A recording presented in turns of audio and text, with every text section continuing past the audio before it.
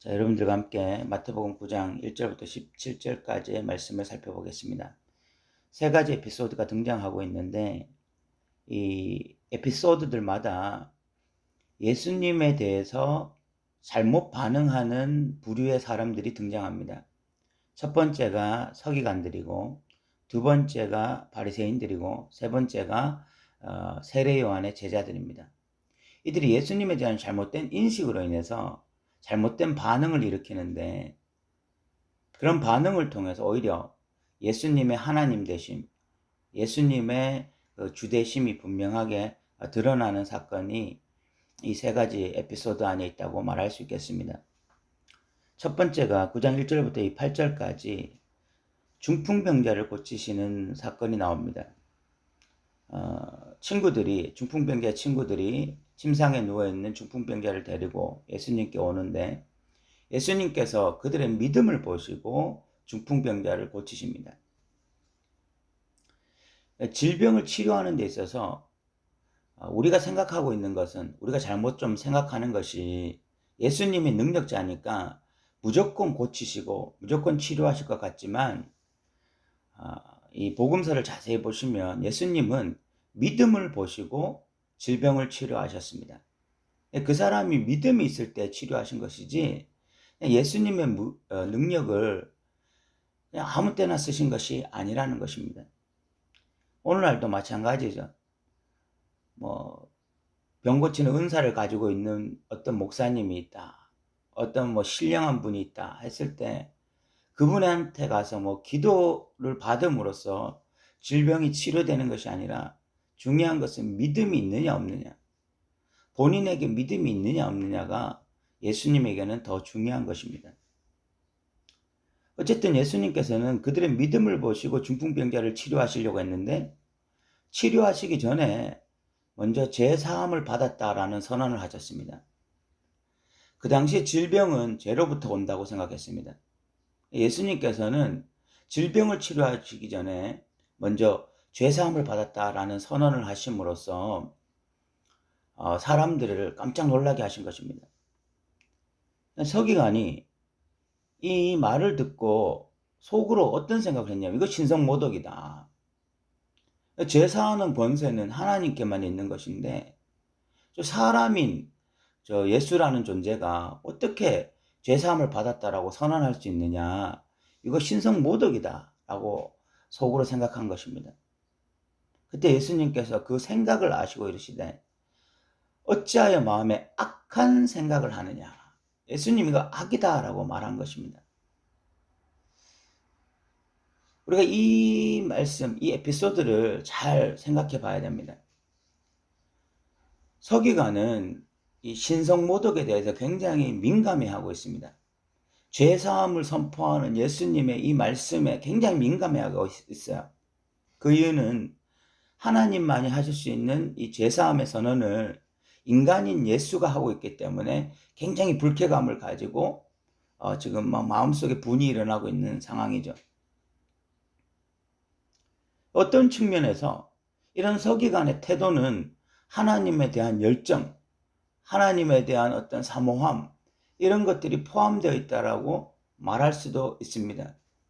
그런데 예수님은 그것을 악이라고 생각하셨어요. 악이라고 말씀하셨습니다. 어떤 차이가 있느냐?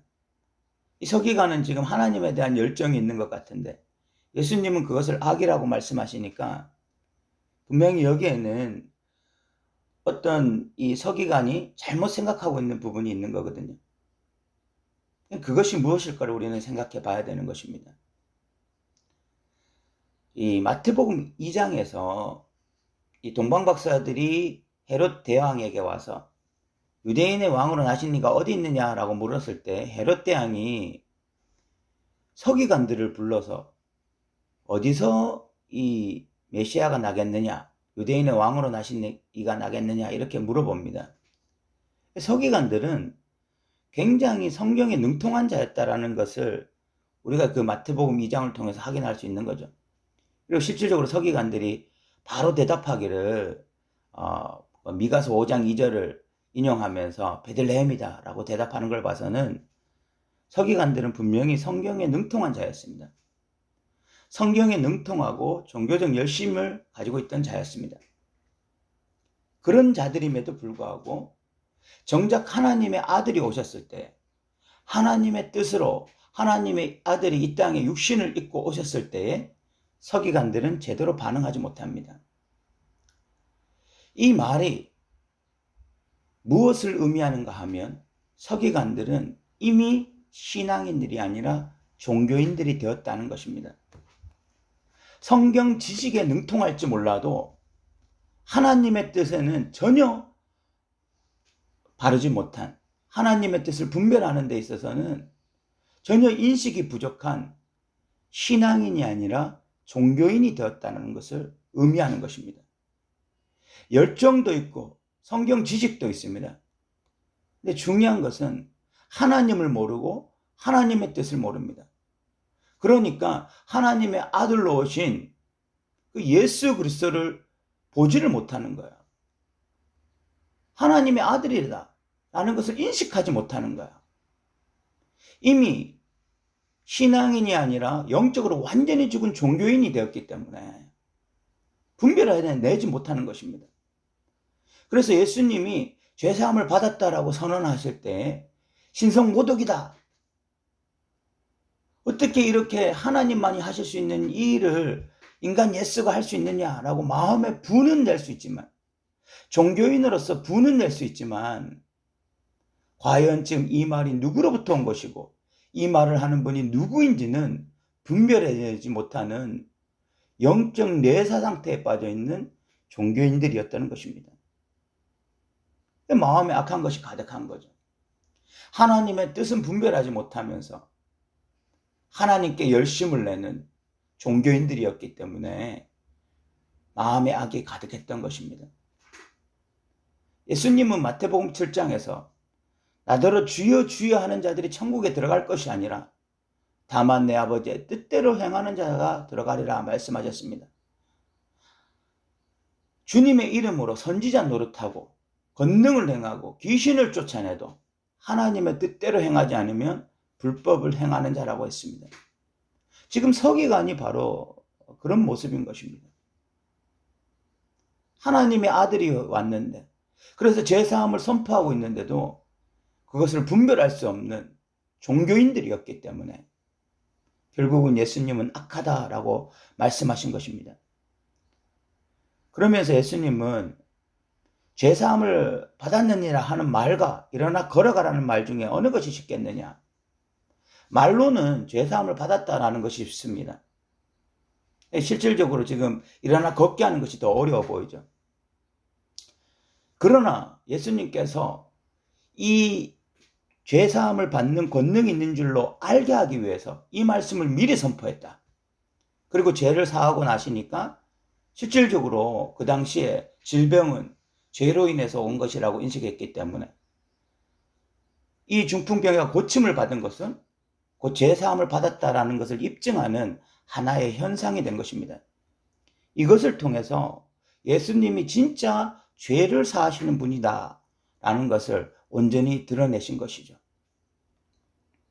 어쨌든 이 서기관들이라고 하는 사람들은 굉장히 성경에 능통하고 굉장히 종교적으로 열정이 있는 자들처럼 보였지만 실질적으로는 하나님의 뜻도 모르고 하나님의 아들도 분별하지 못하는 그런 영적 뇌사 상태에 빠져있던 종교인들이라는 것이 분명히 드러나 있습니다. 두 번째는 예수님께서 마태를 부르신 사건이 나옵니다. 이 마태라고 하는 사람은요, 세간에 앉아있는 걸 봐서는 세리입니다. 세리는 그 당시에 유대인들이 가장 혐오하던 대상이었습니다. 한마디로 유대인들이 포기한 사람들, 그래서 하나님께서도 포기했을 거라고 믿었던 사람들이 세리였습니다. 근데 예수님이 그 세리인 마태를 제자로 부르셨어요. 나를 따라오라. 그리고 이 마태의 집에 앉아서 예수님은 세리와 죄인들과 함께 식탁 교제를 하셨습니다. 이 유대인들에게 있어서 이 식탁 교제라고 하는 것은요, 우리가 생각하는 개념과는 다른 굉장한 의미를 가지고 있습니다. 베드로가 이방인들과 이 식탁 교제를 하고 나중에 뭐 야고보가 보낸 사람들이 왔을 때 도망가고 그 자리를 피하고 했던 그런 이유가 이 식탁 교제라는 것이 굉장한 의미를 가지고 있기 때문에 그렇습니다. 식탁 교제라는 것은요, 그곳에 모여있는 무리가 하나라는 인식을 가지게 만들었습니다. 유대인들은 그런 인식으로 식탁 교제를 했어요. 지금 여기에서 식사하는 사람들은 한 부류의 사람들이다. 그래서 이방인들과 식사하지 않았고 죄인들과도 식사하지 않았습니다. 그런데 예수님께서는 세리와 죄인들과 식사를 하니까 이것은 굉장히 사회적 파장을 일으키는 일이었습니다. 왜냐하면 어쨌든 예수님이 좋은 선지자 아니면 의로운 분으로 인식하고 있는데 어떻게 좋은 선지자 의로운 분이 죄인들과 식사하면서 죄인들과 어떤 한 부류가 될 수 있느냐 라는 그런 어떤 사회적 이슈가 생긴 것입니다. 그래서 바리새인들이 예수님의 제자들에게 이렇게 대놓고 하는 이야기가 어떻게 너희 선생은 세리와 죄인들과 함께 식탁 교제를 함으로써 똑같은 부류가 되려고 하느냐라고 질문한 것입니다. 그때 예수님께서 건강한 자에게는 의원이 쓸데없고 병든 자에야 쓸데있다. 내가 긍휼을 원하고 제사를 원치 아니하노라 하신 뜻이 무엇인지 배우라. 나는 의인을 부르러 온 것이 아니라 죄인을 부르러 왔다 라고 말씀하셨습니다. 그 당시 유대인들이 가지고 있던 개념은요, 식탁 교제는 하나의 부류들만 같이 식사하는 것이고 같은 부류끼리 식사하는 것이고 죄인들의 친구인 죄인들이 함께 식사해야 어울리는 것이고 의인들의 친구인 의인들이 함께 식사해야 어울리는 것이라고 생각했습니다. 그러나 새로운 시대가 도래했다. 하나님의 나라가 도래했다. 하나님의 나라는 어떤 나라냐? 죄인들이 의인들께 와서 치료를 받아 의인이 되는 시대다 라고 선언하시는 것입니다. 여기에 건강한 자라는 것은 실질적으로 건강한 자를 말하는 것이 아니라 스스로 건강하다, 자기의에 빠져서 스스로 건강하다고 생각하면서 예수님께 나오지 않는 자들을 말합니다. 여기서 죄인이라고 하는 것은요, 스스로 감히 하늘을 우러러 보지도 못하고 하나님 앞에 얼굴을 엎드리고 저는 죄인입니다. 저에게 긍휼을 내려주시옵소서라고 겸손하게 엎드린 자를 의미하는 것입니다. 새로운 시대, 이 하나님 나라의 도래에는 자기의에 빠져서 스스로 자기가 왕이 되어져서 종교적 열심으로 하나님께 나아가는 자들, 그 자들은 아무리 행위가 옳고 바르다 할지라도, 표면적으로 아무리 행위가 옳게 보인다 할지라도 하나님 앞에서는 쓸모없는 자들이다. 새로운 시대, 이 하나님 나라 시대에는, 하나님 나라가 도래한 이 시대에는 겸손히 하나님 앞에 무릎을 꿇고 하나님, 저는 죄인입니다. 의사가 필요합니다. 저를 치료하여 주십시오 라고 고백하는 자들, 그 자들이 바로 하나님 나라의 주인공이다 라고 예수님이 선언하고 계신 것입니다. 이 예수님의 죄인들과의 식탁 교제는 새로운 시대의 도래를 의미하는 것이고, 새로운 시대는 죄인들이 의인들과 함께 식사할 수 있는, 죄인들이 의인과 함께 식사하여 의인이 될 수 있는 시대라는 것을 선언하고 계신 것입니다. 여기서도 이 바리새인들의 인식, 여전히 구약적 개념에 빠져 있고 여전히 그 유대인들의 인식에서 한 발자국도 벗어나지 못하는 이 바리새인의 인식을 고발함으로써 오히려 하나님 나라가 밝히 드러나고 있고, 예수가 누구신지, 예수가 죄인을 부르러 오신 분이라는 것을 분명하게 드러내고 있는 것입니다. 세 번째는 이 요한의 제자들이 예수님께 나와서 질문하는 내용입니다. 바리새인들과 요한의 제자들은 여전히 금식을 하고 있었습니다. 그 당시 유대인들의 어떤 이 인식 속에는 이 금식이라고 하는 것이 하나의 규례가 되어져서 월요일과 목요일마다 일주일에 2번씩 금식을 하고 있었습니다.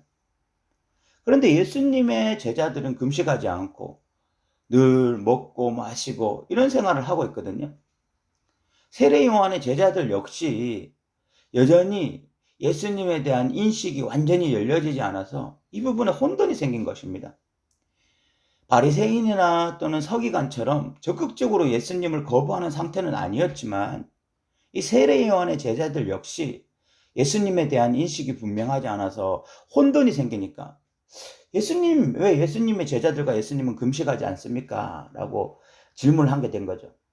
그때 예수님께서 지금은 잔칫날이다. 신랑과 같이 있는 잔칫날이다. 라고 말씀하시면서 새 포도주를 낡은 가죽 부대에 넣지 않는다. 새 포도주라는 것은요, 새로운 시대의 도래를 의미합니다. 지금은 하나님 나라가 도래했다. 예수님이 새롭게 여신 시대는 바로 하나님 나라다. 그런데 이 낡은 가죽 부대라는 것은 과거의 유대교를 의미하는 것이거든요. 이제는 유대교가 지배하는 시대가 아니다. 지금 새로운 시대가 도래했고, 새로운 시대의 도래, 이 하나님 나라의 도래는 이 신랑이 같이 있는 시대다. 지금은 기뻐해야 되는 것이다. 예수님이 지금 금식을 거부하고 계신 것이 아니라 지금 시대의 상황은 금식이 아니라 신랑과 함께 있기에 기뻐하고 즐거워해야 될 시대라는 것을 지금 표현하고 있습니다. 그 신랑은 바로 예수 그리스도죠. 이 세례 요한의 이 제자들의 질문을 통해서 예수가 지금 이 사람들의 신랑이라는 것, 그리고 새로운 시대가 도래가 되었다는 것을 다시 한번 선포하고 계신 것입니다. 오늘 이 세 가지 에피소드를 통해서 결국은 이 서기관들, 또 바리새인들, 또 세례 요한의 제자들을 통해서 예수님이 누구신지 분명하게 드러나고 또한 하나님 나라의 도래가 분명하게 표현되고 있는 것입니다. 예수님은 죄사함을 하시는 분이고 의인을 부르러 오신 분이 아니라 죄인을 부르러 오신 분이며 예수님은 바로 신랑이다. 그래서 지금은 즐거워해야 될 때다. 이것이 지금 분명하게 드러나고 있으며 이제는 유대교가 지배하는 시대가 아니라 하나님 나라의 도래를 통해서 이제는 새로운 시대가 열렸다는 것이 분명하게 드러나고 있는 것입니다. 오늘 또 함께 말씀을 나눌 수 있어서 너무 감사하고 또 들어주셔서 감사합니다.